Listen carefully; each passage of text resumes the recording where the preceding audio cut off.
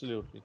Absolutely. All right. Time to get closing comments now from both my panelists with what to expect and what we need to look out for in the monsoon session of Parliament. Starting first with you, KV Prasad. Well, I think I always believe Parliament is a place where process and procedures play through politics. So you have to have a fine balance available all the time for the government of the day to carry its legislative agenda and other bills that it wants and resolutions.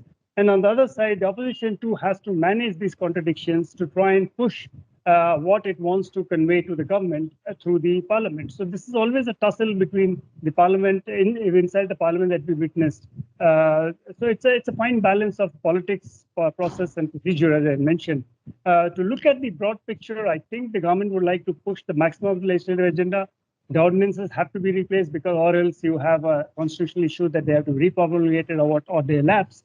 Plus financial commitments, because I think the kind of expenditures the government has incurred both in the post-COVID era that need to be ratified and the bills which they want, I think some of them are contentious. And one of the issues that the opposition has been raising consistently is the lesser referrals to committees, especially the oversight by Parliament. And here I'm really heartened to hear, we just heard the Speaker of Lok Sabha in a series of interviews on the completion of 2 years, that he is going to press for greater oversight of Parliament.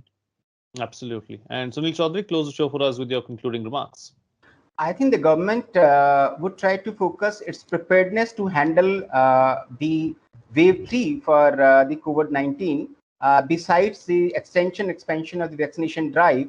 And secondly, as Mr. Prasad has rightly stated, that monsoon session is more for legislative business. There are many pending bills which are in the process of getting legislated, like the electricity amendment bill, the insolvency and bankruptcy code, the deposit insurance and credit guarantee bill. There are many other bills which are in the pipeline which government would like to get them passed.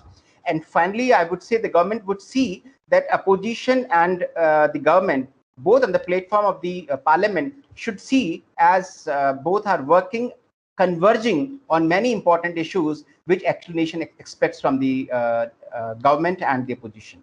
Yes, KV Prasad, please. The Yeah, last I say is reminded yours. of a very old saying which says, in Parliament, the opposition will have its say, but the government will have its way.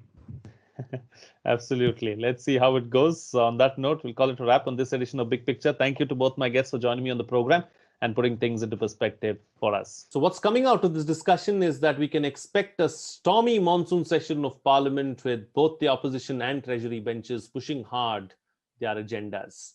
For the government, the focus will be getting as much legislative business through.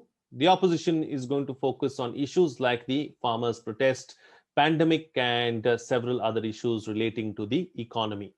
We will have to wait and see if some middle ground is reached or if the government will push through with its brute majority.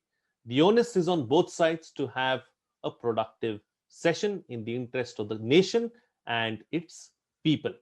Well, before I go, let me once again inform you about Bharata First Knowledge Center, an initiative that will help each one of you in your competitive exams and transform